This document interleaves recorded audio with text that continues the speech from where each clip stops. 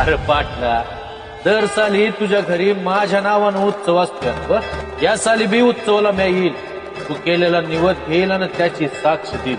म्या काशी विश्वेश्वराच्या तिथं बी बसलो हाय आणि जेजुरीच्या गडावर बी बसलो हाय. म्या पालीला बी बसलो हाय आणि इथं या माळरानावर आबाळाचं छत करून बी म्याच बसलो हाय. समधीकडं म्याच आहे र.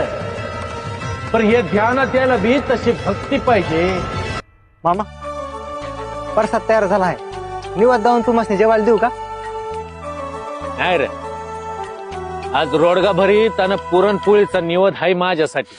पण मामा तसं तर काय केलं नाही आज. हे बघा, तुम्ही तुमचं खाऊन घ्या. मी जाऊन आलो.